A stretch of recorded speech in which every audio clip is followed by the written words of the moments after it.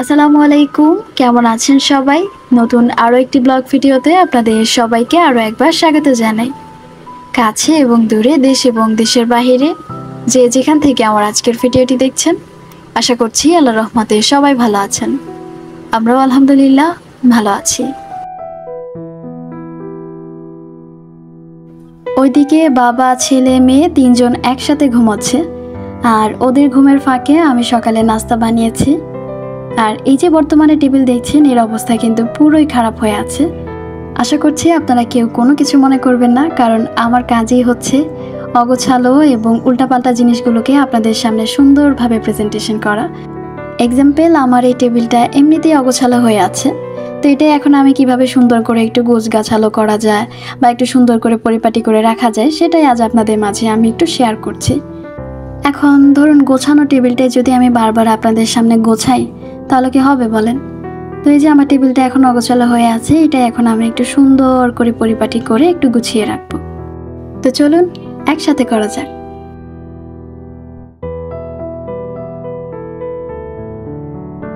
এই যে বর্তমানে টেবিলের উপরে যে ফ্লাওয়ারটা দেখছেন, আমি কিন্তু আসলে এটা নিয়ে অনেক বেশি কনফিউশনে আছি। তো কতক্ষণ হলে ভাবি যে আসলে এটা চেঞ্জ করে ফেলবো, অন্য একটা ফুল রাখি বাকি, আবার মাঝে মধ্যে মনে হয় যে না, এটাই ঠিক আছে বা এটার সাথে ম্যাচ করে। তা আপনারা একটু কমেন্ট করে জানিয়ে যাবেন তো যে আসলে এখানে কোন ফুলটা রাখলে ভালো হবে, বা আগে যেটা রাখতাম সেটা রাখলেই ভালো হবে, নাকি নতুন কোনো কিছু রাখলে ভালো হবে। আশা করছি ওটা আপনারা কমেন্ট করে জানিয়ে যাবেন।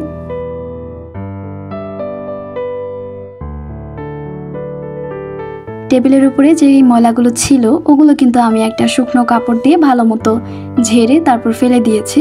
আর এবার হচ্ছে আমি একটু স্প্রে করে নিচ্ছি। আপনারা ইতিমধ্যে হয়তো বা অনেকেই জানেন, একদম যারা আমার শুরু থেকে অবধি আমার সাথে ছিলেন তারা হয়তো বা জানেন, আমার চ্যানেলের মনিটাইজেশন একবার অন হয়ে কিন্তু আবার অফ হয়ে গিয়েছিল, এবং সেটা কী কারণে হয়েছে ওটাও কিন্তু আপনারা জানেন। তবে এটার উপরে কিন্তু একটা ভিডিও দেওয়া হয়েছিল, যারা এখনও দেখেননি তারা চাইলে গিয়ে খুব ইজিলি দেখে আসতে পারেন।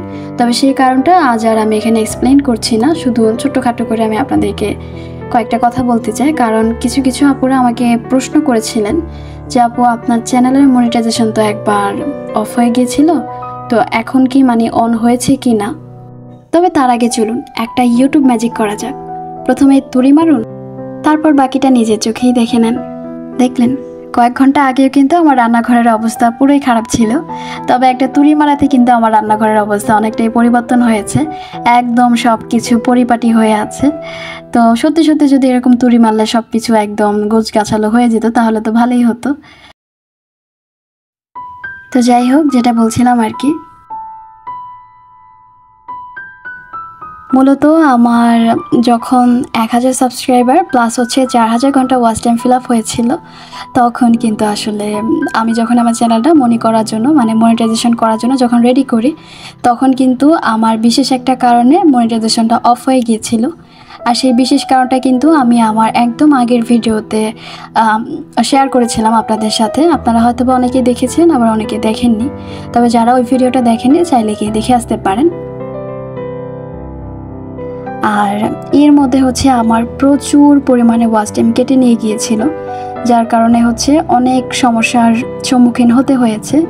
এর মধ্যে দিয়ে আবার হঠাৎ করে আমার মেয়েটা অসুস্থ হয়ে যায়, যার কারণে আমার মেয়েকে নিয়ে প্রায় আমার 19 থেকে 20 দিনের মতো একটানা হাসপাতালে থাকা লেগেছে। ওই 19 থেকে 20 দিন আমি একটানা কোনো ভিডিওই দিতে পারিনি। তো সব কিছু মিলিয়ে না আমার চ্যানেলে অনেক গ্যাপ পড়েছে, যার কারণে আমার চ্যানেলটা একদমই ডাউন হয়ে গিয়েছিল। আর এখনও কিন্তু আমার চ্যানেলটা ঠিক হয়নি, সে একই আগের জায়গায় পড়ে আছে। সেই কবে থেকে ডাউন হয়েছে তো হয়েছে, এখন আর কেন জানি আগের মতো ঠিক হয়নি। তবে চেষ্টা করে যাচ্ছি, যেহেতু অনেক দিন যাবত আমার চ্যানেলে গ্যাপ ছিল বা নিয়মিত ভিডিও দেওয়া পড়ে না আগের মতো। তো সব কিছু মিলিয়ে আসলে আমার চ্যানেলটা ডাউনই হয়ে আছে। আচ্ছা, তাহলে এবার না হয় আপনাদের অ্যান্সারটা আমি দিয়েই দিই। আপনারা যেহেতু জিজ্ঞাসা করেছেন আপু আপনার চ্যানেলের মনিটাইজেশন অন হয়েছে কি না, তো না আপুরা, এখনও আমার চ্যানেলের মনিটাইজেশন অন হয়নি, যেহেতু এখনও আমার ওয়াচ টাইম ফিল আপ হয়নি। তবে আলহামদুলিল্লাহ হয়ে যাবে, খুব একটা বেশি দেরি নেই। তবে আপনারা সবাই আমার জন্য দোয়া করবেন যেন আমি আপনাদের সাপোর্ট এবং ভালোবাসা নিয়ে এভাবে আরও সামনে আগাতে পারি।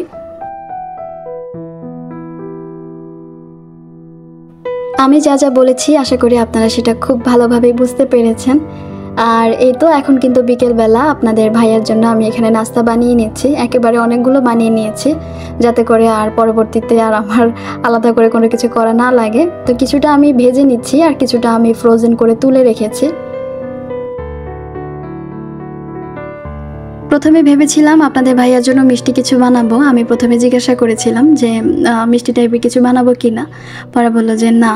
তো যদিও আপনাদের ভাইয়া মিষ্টি টাইপের কোনো জিনিস পছন্দ করেন না বলতে কি একদমই পছন্দ করেন না। তো ওই অনুযায়ী ভাবলাম আমি একটু অন্যরকমভাবে আজকে নাস্তাটা বানাই।